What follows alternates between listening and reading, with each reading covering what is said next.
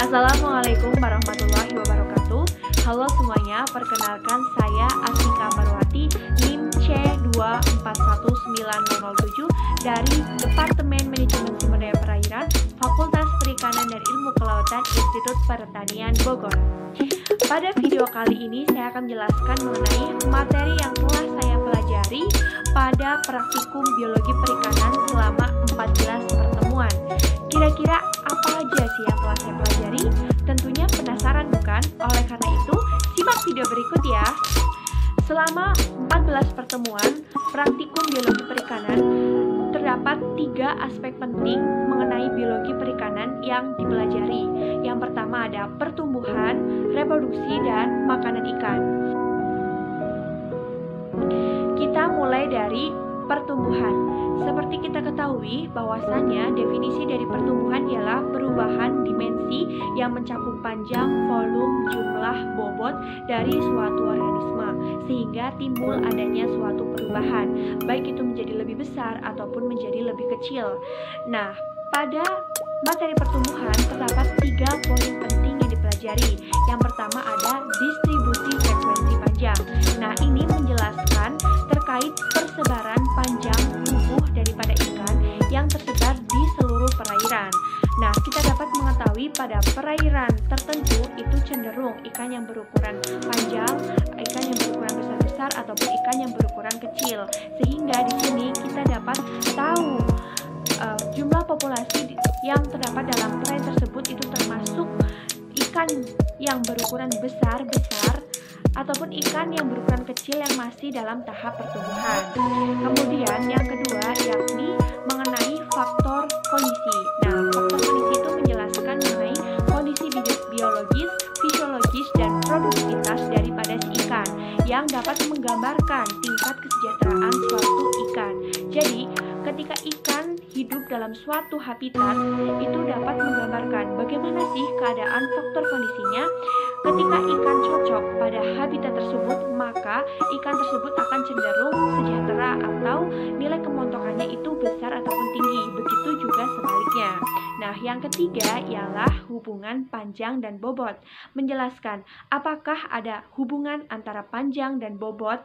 Nah, pada suatu perairan, apakah ikan tersebut itu dominan mengalami pertambahan panjang ataupun bobotnya. Nah, ketika ikan dominan mengalami pertambahan panjang, maka dinamakan dengan pola pertumbuhan alometrik negatif, atau ikan tersebut memiliki nilai P yang kurang dari 3.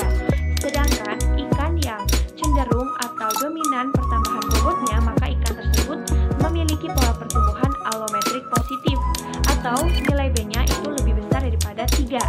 Dan sebaik-baiknya pola pertumbuhan ikan pada suatu ekosistem ialah isometrik, di mana pertambahan panjang dan pertambahan bobotnya ialah seimbang atau nilai B-nya sama dengan 3. Jadi untuk materi selanjutnya ialah berbicara mengenai reproduksi.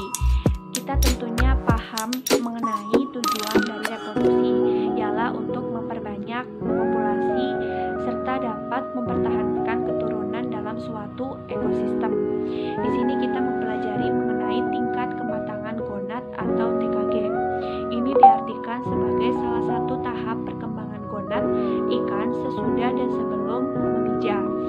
Nah, TKG pada ikan itu ada 4 tahapan atau 4 tingkatan. Ada TKG pertama, TKG kedua, ketiga, dan juga TKG keempat. Nah, masing-masing TKG ini itu memiliki fase-fase atau ciri-ciri yang berbeda, di mana ketika pada TKG 1 biasanya itu masih berbentuk benang berwarna putih. TKG 2 ukurannya mulai bertambah besar, TKG 3 juga bertambah besar, begitu juga dengan TKG 4 bertambah besar dan dicirikan dengan gonadnya yang berkerut. Pada TKG 4 penandakan ikan tersebut siap melakukan pemijahan. Nah, dengan mengetahui informasi tingkat kematangan gonad dari suatu jenis ikan, maka kita dapat memprediksi pola pemijahan dari suatu jenis ikan tersebut, baik itu ukuran pemijahan, waktu pemijahan, musim pemijahan, dan juga lama pemijahan. Nah, selanjutnya tidak jauh-jauh dari kata-kata TKG, yakni IKG. Berbeda hanya di huruf awal saja.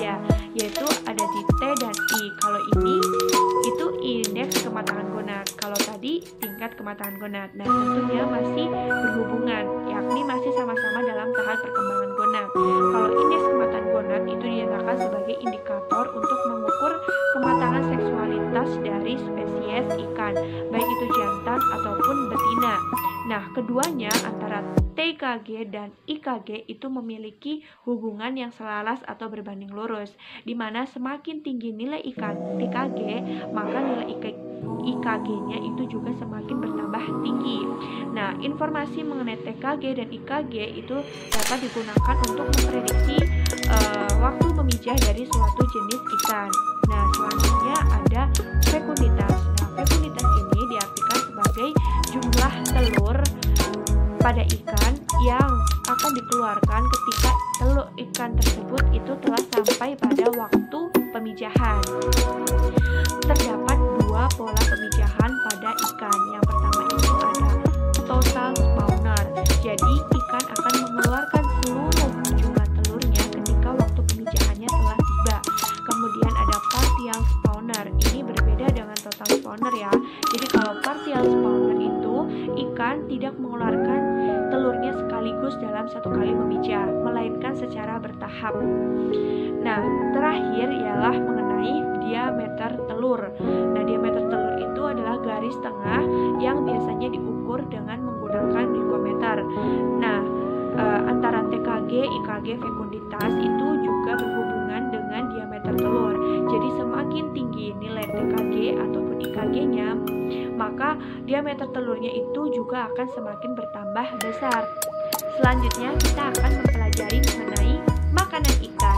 Nah, makanan ikan didefinisikan sebagai zat atau organisme atau bahan yang dimanfaatkan oleh ikan untuk menunjang kehidupan dan perkembangan organ ataupun selnya. Jadi kita tahu bahwasanya makanan itu memegang peranan penting dalam proses pertumbuhan dan perkembangan suatu jenis ikan. Nah, di sini kita juga dapat mengetahui apa sih yang dinamakan dengan feeding habit.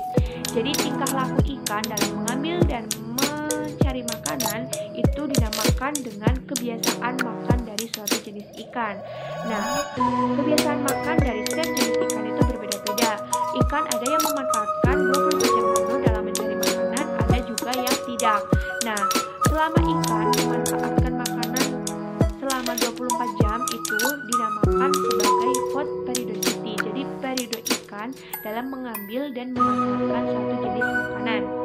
Tujuan mempelajari atau mengetahui kebiasaan makan ikan ialah untuk mengetahui kualitas, kuantitas makanan yang dimakan oleh ikan.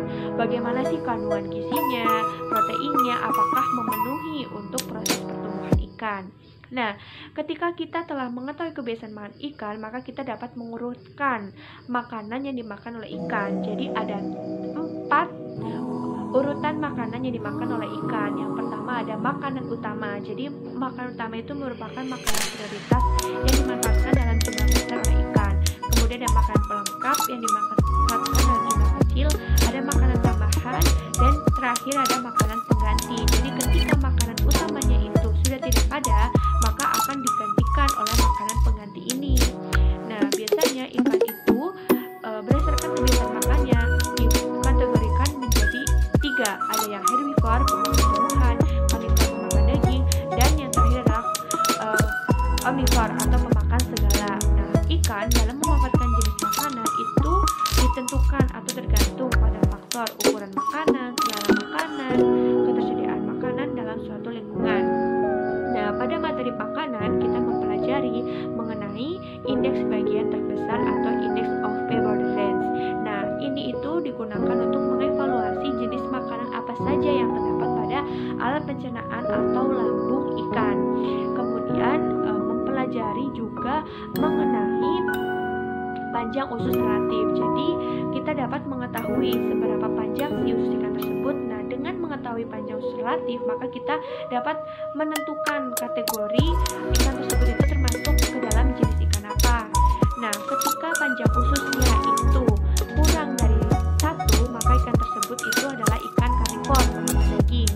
Sedangkan jika lebih dari 3, herbivore, pemakan tumbuhan. Mengapa usus dari ikan yang memakan tumbuhan itu besar atau panjang? Hal ini dikarenakan jenis makanan yang dimakan oleh ikan herbivor ialah serat. Nah, serat itu membutuhkan proses pencernaan yang cukup lama sehingga panjang ususnya itu lebih panjang dari yang lainnya. Kemudian yang berkisar antara 1 sampai dengan 3 itu adalah ikan omnivor. Kemudian selanjutnya kita juga menghitung atau mengetahui mengenai ruas larung makanan. Nah, ini tuh untuk mengetahui seberapa bervariasinya sih jumlah makanan yang terdapat dalam lambung ikan. Biasanya itu meskipun dia dikategorikan ke dalam karnivor, itu tidak hanya satu jenis makan saja. Misalnya ikan kuniran itu hanya memakan crustacea jenis X, itu tidak. Biasanya itu ada bermacam-macam. Nah, untuk mengetahui itu maka kita harus menghitung ruas larung. Nah, dalam suatu ekosistem tentunya ikan itu tidak ada sendirian, ada ikan yang lainnya.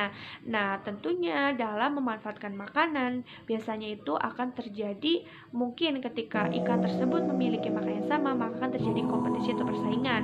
Nah, ini itu dapat diketahui dengan menghitung tumpang tindih relung pada ikan.